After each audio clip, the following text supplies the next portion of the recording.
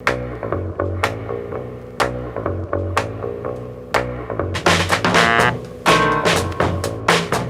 you have the remote meetings and you do the things, maybe sometimes a bit less efficient, but you learn. I would hope that we can come back and have some physical meetings again.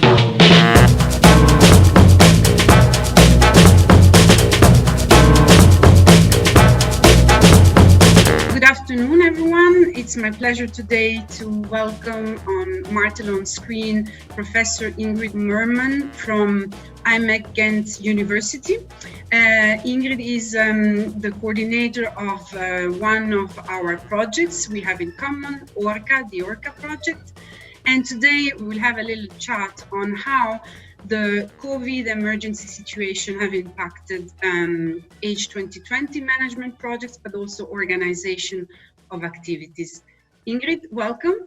Hello. Is there any evidence or any somehow learned lesson out of this situation that can indicate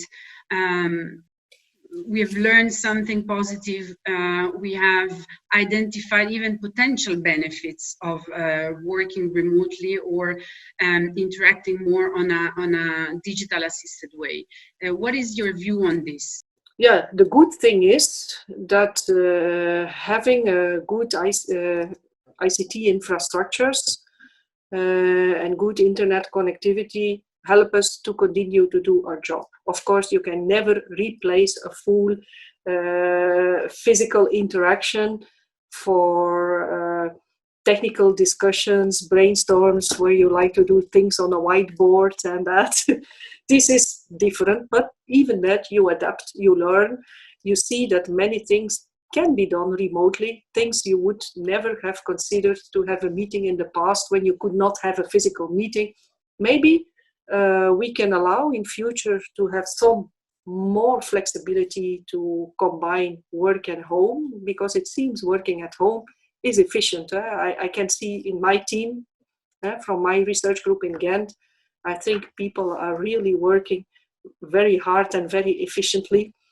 Maybe also because there is nothing else to do, but still at work, still they perform. We are, publications are going out, the work is being done, we are delivering software solutions to industrial partners.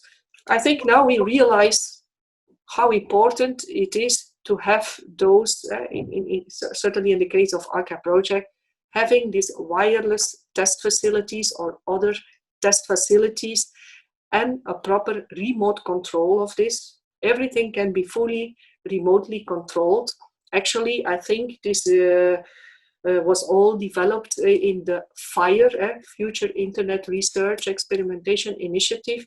I think now we see the benefit, and actually this is also what 5G is aiming at, to have this full remote control to doing all kind of software updates and maintenance, upgrades, whatever. We can already do that in FIRE, maybe not at the level that is needed in 5G, but I think we were, with those FIRE infrastructure, definitely an enabler for many of the 5G processes that are being deployed now. People have been very adaptive. I mean, I think that there is a clear sense of responsibility, and also a clear sense that we working in the digital innovation, digital research context, we are among the luckiest one in this current situation, because we can continue our work, because we can even contribute to others to continue their work in the best possible way. What do you miss the most from your, let's say, former analog life? Yeah, I think as most people, I think we miss the direct physical interactions. This cannot be replaced by any screen, how good the quality is.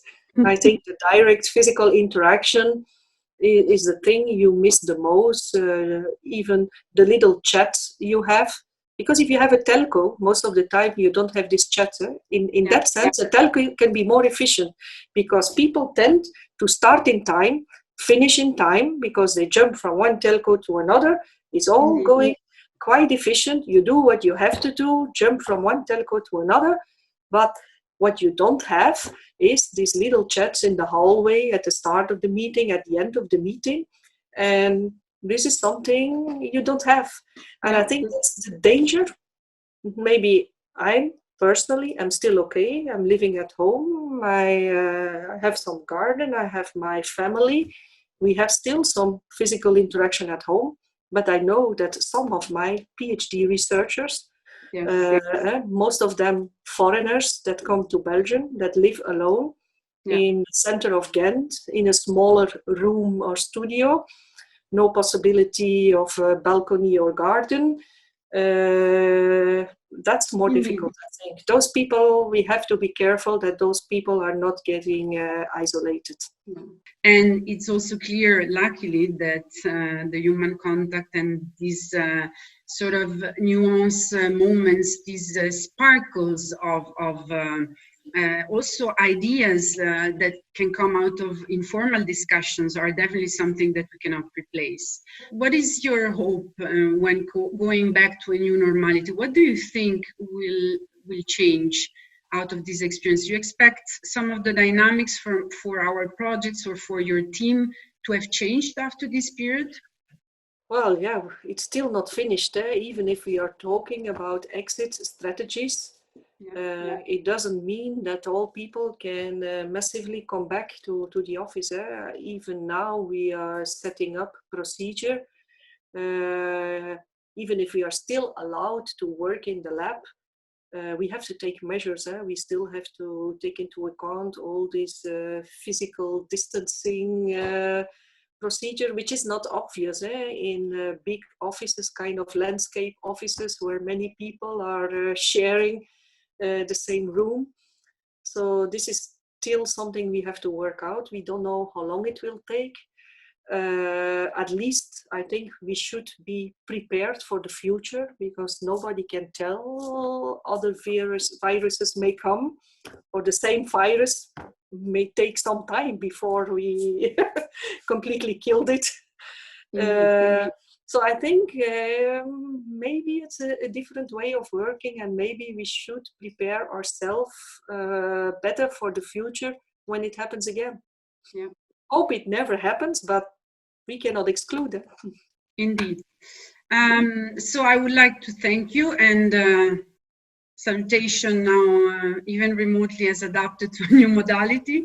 Ingrid, thanks a lot. I hope to see you and hug you soon after this crisis. Let's keep in touch, and talk to you soon. Bye. Thanks a lot, with pleasure.